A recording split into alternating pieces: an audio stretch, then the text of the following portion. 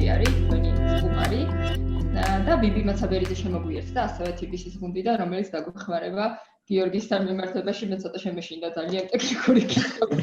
ასე არ მომიწიოს და თან აუდიტორიაც ალბათ განსხვავებული ყავს, ამიტომ ბიბი დამეხმარება გიორგისთან და ნინოსთან შემდგომი გამოსვლების ფასილიტაციაში, ასე ვთქვათ.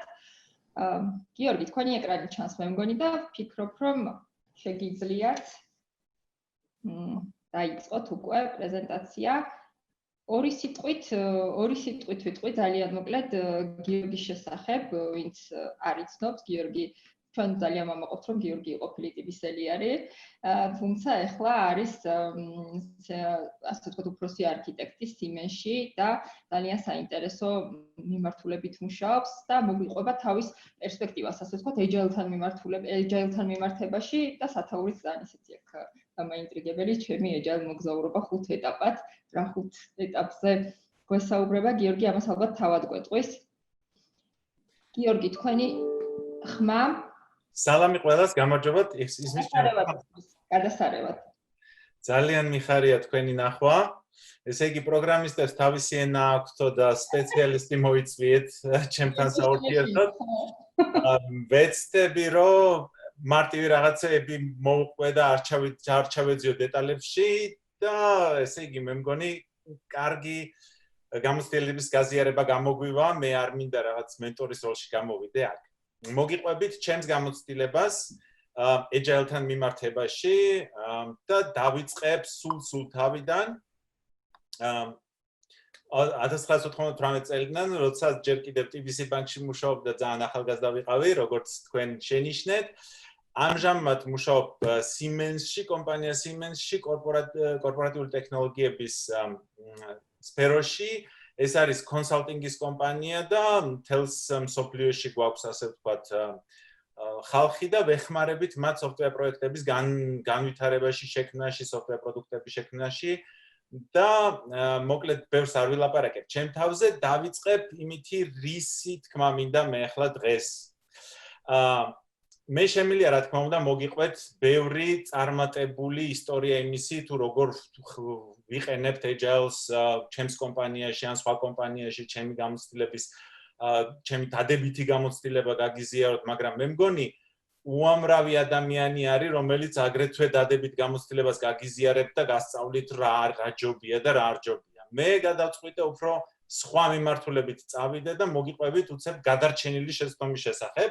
მეორე მსოფლიო ომში ვართ, ესე იგი ბრიტანული თვითმფრინავები ბრუნდებიან და აქვთ ნახრეტები ფრთებზე რა. და ესე იგი ამ პრობლემის მოსაგვარებლად გადაწყვიტეს ამ ნახრეტებზე, ამ ადგილებზე, ესე იგი ლითონის გადაკვრა იმისთვის, რომ თვითმფრინავებმა უკეთ მეტად გაუძლონ, ასე ვთქვათ, სროლებს და დარტყმებს. და მე აღმოჩნდა, რომ პრინციპულად არასწორ რაღაცას აკეთებდნენ, იმიტომ რომ თვითმფრინავებმა, რომლებმაც ვერ გაუძლეს სროლებს, ისინი ჩამოვარდნენ და ისინი, რომლებმაც გაუძლეს, დაბრუნდნენ. შესაბამისად, ის ადგილები კი არ უნდა გავამაგროთ, სადაც გვაქვს ნასროლი, არამედ ის ადგილები, სადაც გვაქვს სიცარიელეები, ხო? ეს არის გადარჩენილი შეცდომა და ამიტომ მე მინდა რომ მოგიყვეთ ჩემი ჩამოვარდნილი თვითმფრინავების შესახებ. ის გამოცდილება მინდა გაგიზიაროთ, სადაც მე agile-ის ადაპტირების პროცესში ცხვირი წავიტეხე, დიდი შეცდომები დაუშვი და მე მგონი ყველაზე ღირებული გამოცდილება ეს არის ჩემთვის პირადად, რომელსაც მე თქვენ გაგიზიარებ დადებით გამოცდილებას სხვაგანაც მიიღებთ. ხო? დავიწყოთ იმითი, რომ ესე იგი მოვხდი მე ვთქვათ ევროპაში 2000-იანი წლებია და ეს agile ესე ვთქვათ ჯერჯერობით რჩეულების წინხვედრია და ჩვენ დეველოპერებს გვიწევს. გიორგი, წვერებში შენ ხარ? დანე? არა. მე არა ვარ. ეს არის ამოვისურვე. მარტინ ფაულერი, არა, მე არა ვარ. ამ კლუბის წევრი არა ვარ. ხო და მოკლედ ესენი არიან, ესე ვთქვათ, იმდროინდელი software development-ის მზეები, ესე იგი მარტინ ფაულერი, რობერტ სი მარტინი, კენტ ბეკი, ელისტო კოგბორნი, ხო და შეიკრიბნენ ესენი ერთმანეთს კონკურენტები იყვნენ. დიდად საქმე არ ქონდათ, უბრალოდ ახალ მიდგომებს პროპაგირებდნენ software development-ში და გადაწყვიტეს, რომ შეთანხმებულიყვნენ რაღაც მინიმუმზე. ანუ დაეწერათ, ასე ვთქვათ, კონსტიტუცია ამ Agile-ის. რა არის Agile? იმიტომ რომ ყველა სხვადასხვანაირად ესმოდა. და დაწერეს ეს Agile manifesto, რომელიც შედგება 4 პრინციპისგან და 15-მდე, არა, 4 ღირებულებისგან და 15-მდე პრინციპი არის მე მგონი, ხო? დაწერეს ეს Agile manifesto და ეს არის ფაქტურად ამ Agile-ის დაბადების დღე, ხო? შეგიძლიათ გვერდზე შეხვიდეთ agilemanifesto.org და იქ ნახოთ ეს Agile manifesto არის ძალიან მინიმალისტური ესენცია იმისი რა არის Agile. იმის მერე ეს გაიზარდა, გართულდა, ნუ ბევრი რამე დაემატა, მაგრამ მე მგონი ეს არის ბირთვი იმისა, რაც იყო და რაც დღესაც არის Agile, ხო? მე ამაყად შემიძლია გითხრათ, რომ ჩემი სახელი ამ გვერდზეც არის. ანუ Agile-მან მთლად ესეც არ არის. ფოტოზე არა ვარ, მაგრამ ჩემი სახელი არის ამ გვერდზე, იმიტომ რომ მაგ წლებში, ასე ვთქვათ, გადავწყვიტე Agile manifesto-ს ქართულად თარგმნა. და ამ ხალხს დავეკონტაქტე და უთხარი, რომ აი თქვენ გაქვთ ვებგვერდი, არის რუსული თარგმანი, გერმანული თარგმანი, ინგლისური თარგმანი, მოდი გავაკეთოთ ქართული თარგმანი და მიმიღეს ძალიან თბილად კლუბში 2012 წელს Agile ალიანსის წევრიც ვიყავი და მოკლედ კონფერენციებზე დავდიოდი, მოკლედ ძალიან ვიყავი ამ საწყის ეტაპზე ჩართული და ეს ქართული თარგმანიც მე ორ სხვა ენთუზიასტთან ერთად, ასე ვთქვათ, შევქმნით, ხო? იმის მერე არ შეცვლილა, ანუ თქვენ თუ შესწორებები გექნებათ და რამე ცვლილებები გექნებათ, ამ გვერდის პაროლი დღესაც მაქვს და ჩავასწორებ მომწერეთ უბრალოდ, ხო? შეიძლება რაღაცე რამდენი ადგილი. ბატონო? მაგარი ამბავია თქო, პირდაპირ Agile manifesto-ს თარგმნელი ქართულ ენაზე. კი, ნუ ეგ 2000-იანი წლები არის, ჯერ კიდევ ახალგაზრდა ვარ, ხო და? ხო, ეხლა დავიწყებ ჩემი შეცდომებით, რა. პირველი, ნუ დავიწყეთ ჩვენ ეს ამ Agile-ის ათვისება და მინდა ვილაპარაკო Agile-ზე როგორც ჩემი პირველადი გაგება იყო, რომ ეს Agile-ი დამეხმარება ჩემი სამუშაოს ეფექტურად ორგანიზებაში. იმ დროს პატარა გუნდი მევალა და გქონდა ხოლმე ესეთი project plan-ები, რომლებიც ყოველთვის დაგვიანებული იყო, ყოველთვის ირღვეოდა, ყოველთვის ერთმანეთს ელოდებოდა ხალხი, აი მაგალითად ამას ჰქონდა dependency იმაზე და ელოდებოდა როდის დაამთავრებდა პირველი, რომ გაეგრძელებინა მერე, ხო? შესაბამისად ამ deadlock-ებში ვიყავით და Agile რომ მოვიდა ვიფიქრე TBC-ში ეგრე არ იყო, ეთყობა ეგ სიმენში დაიწყო. TBC-ში არ იყო ეგ. არა, TBC-ში არ იყო ეგ. ეგ გერმანელებს ჰქონდათ ესე ყველაფერი ჩამოწერილი, გეგმა, რომელ დღეს რა, ხო? ამ გეგმას მიხვებოდი მოკლედ და ნუ ძალიან წვალება იყო თუ ვინმე რაღაცას ვერ გააკეთებდა მთელი გეგმა გადაიწეოდა ერთი თვით, ორი თვით, ორი კვირით და მოკლედ რა ვთქვით? ვთქვით ესეთი რაღაცა რომ მოდი ეს daily stand-up-ები გავაკეთოთ, ინკრემენტალურად ვიმუშაოთ, ანუ ეს ხაზები სადაც არის ჩამოსული, იქ გავავლოთ ინკრემენტები, ხო? და ვეცადოთ ტასკების full პრინციპზე გადავიდეთ push-ის ნაცვლად. ანუ თქვათ მე სამუშაო არ მაქვს, ვიღაცას ველოდები, რას ვაკეთებ, ვიღებ სხვა ტასკს. მართლაც ამან გვიშველა, ცოტა სიჩქარე მოგვიმატა, კომუნიკაცია გუნდში გაძლიერდა, იმის ნაცვლად რომ ვიღაცა იჯდა და მეორეზე გაბრაზებული იყო და ელოდებოდა, ეხლა ერთმანეთში ლაპარაკობდნენ და გადაწყვეტილებას პოულობდით, ეფექტურობა გაიზარდა, ხო? მინდა ერთი რამ გითხრათ, ჩავამთავრეთ ეს ყველაფერი, ეს პროექტი დამთავრდა და მიუტანეთ, დამკვეთ და დაუდეთ ეს მაგიდაზე და დამკვეთ, აღმოჩნდა რომ დამკვეთ სულ სხვა რამე უნდა რა. არა ის რაც ჩვენ გავაკეთეთ და რაც ჩვენ ერთი წლის წინ დავგეგმეთ. მიზეზები ამისთვის იყო რომ ბაზარზე მოხდა ცვლილებები, რაღაცები შეიცვალა, თვითონ ამ customer-ს თავისი გემოვნება შეეცვალა, რაღაცეები რაც თავიდან აგვიხსნა ჩვენ ვერ გავიგეთ თუ იმან სხვანაირად აგვიხსნა. ყოველ შემთხვევაში დაგვჭირდა უკან წამოსვლა და ამ პროდუქტის კიდევ ერთხელ rework-ი, ხო? შესაბამისად მიუხედავად იმისა, რომ Agile-მა მოგცა boost-ი სიჩქარეში, ხო? საბოლოო შედეგი ვერ დავდეთ წესიერი. რატო? იმიტომ რომ მეშვიდე პრინციპი არ გავითვალისწინეთ.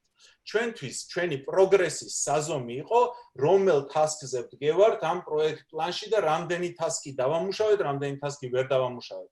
სინამდვილეში ეგ არ არის შენი წარმატების საზომი, შენი წინსვლის უპირველესი საზომი არის მუშა პროგრამული პროდუქტი.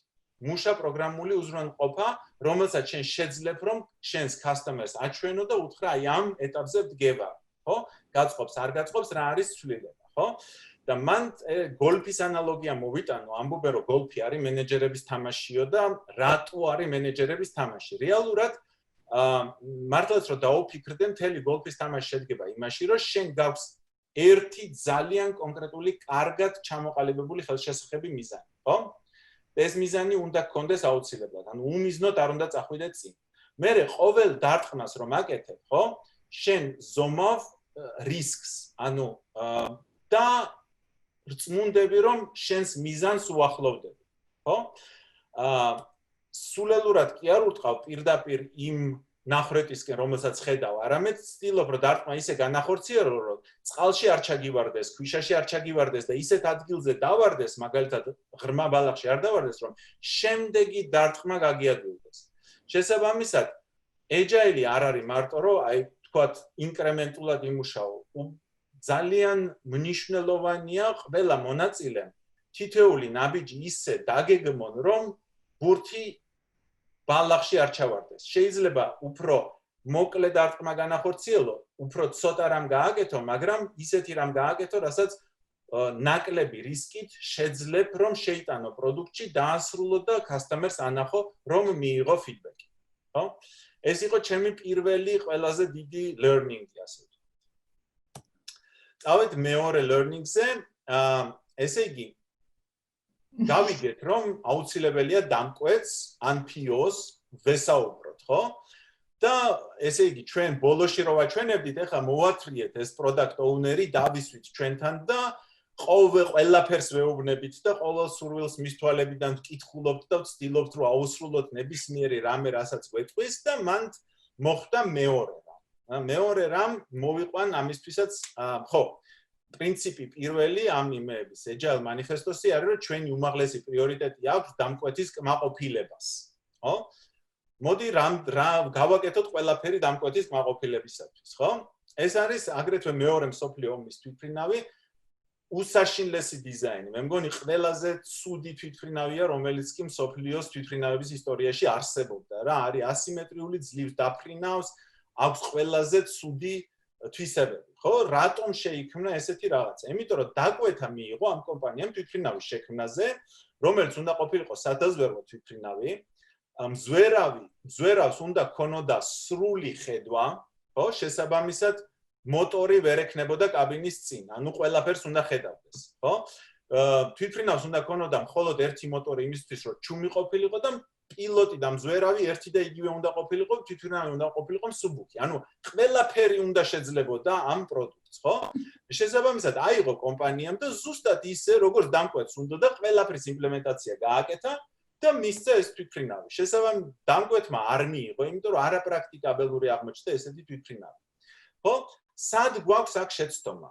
ხო? თითქოს ყველაფერი გავაკეთეთ ისე, როგორც დამკვეთს უნდა და პროდუქტი მაინც ნაგავი გამოგვივიდა. ესეთი რაღაცები მქონია მე და მიზეზი მდგომარეობს იმაში, რომ ჩვენ ფაქტიურად არ განვაცალკევეთ ეგრეთ წოდებული problem space-ში და solution space-ში, ხო?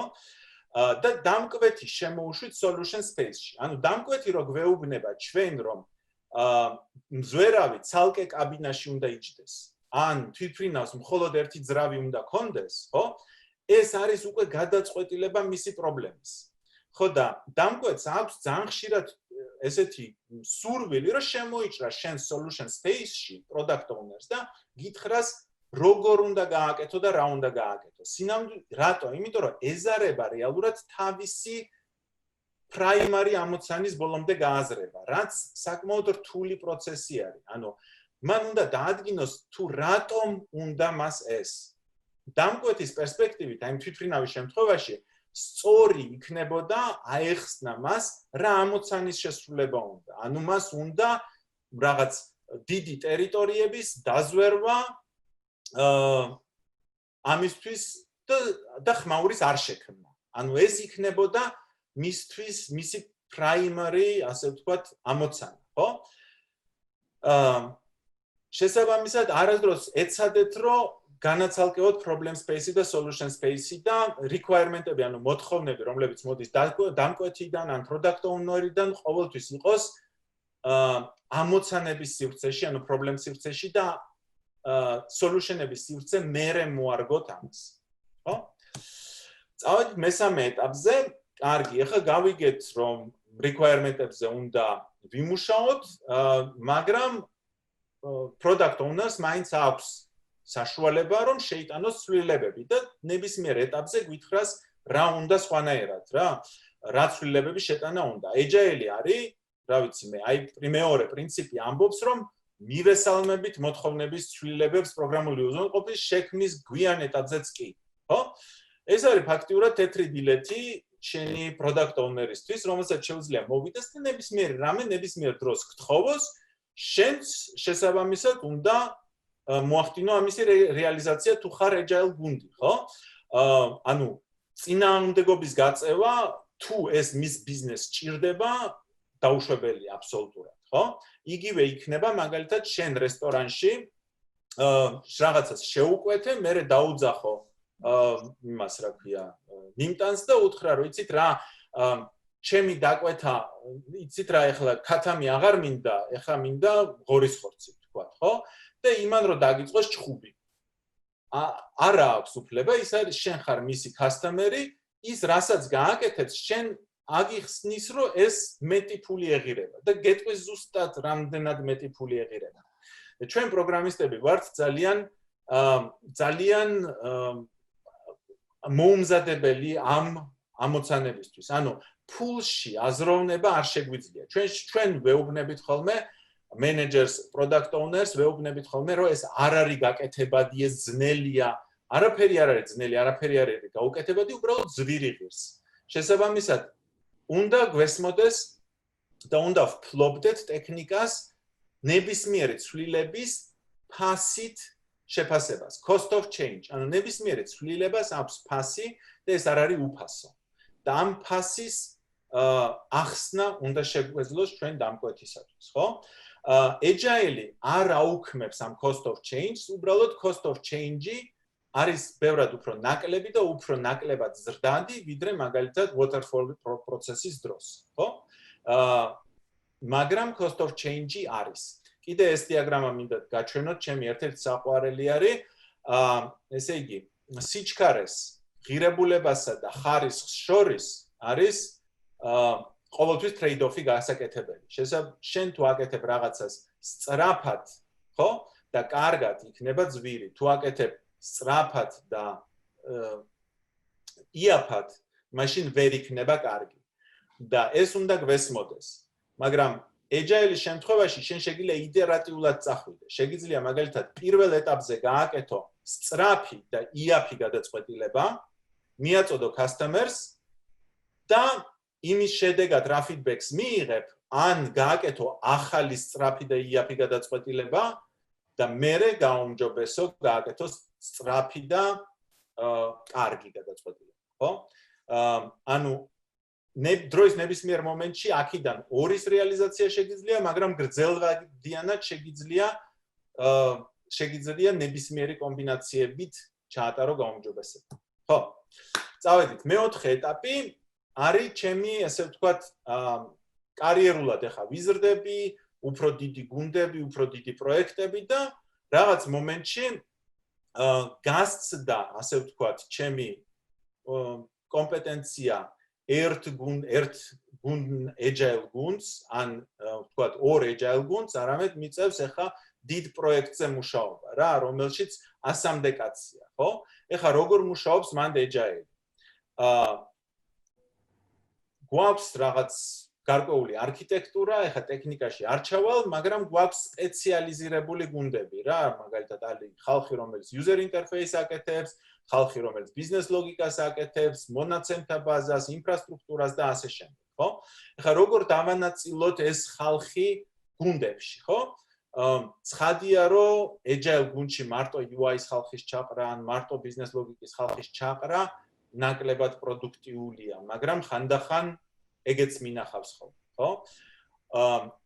თუ დავჭრით, ვთქვათ, ვერტიკალურად და ინტერდისციპლინარულ გუნდებს გავაკეთებთ, ეგეც მუშაობს, მაგრამ მე რისი თქმა მინდა აქ არის, რომ ცვლილება თვითონ agile მცირე გუნდების შექმნა გკარნახობს არქიტექტურის შეცვლას.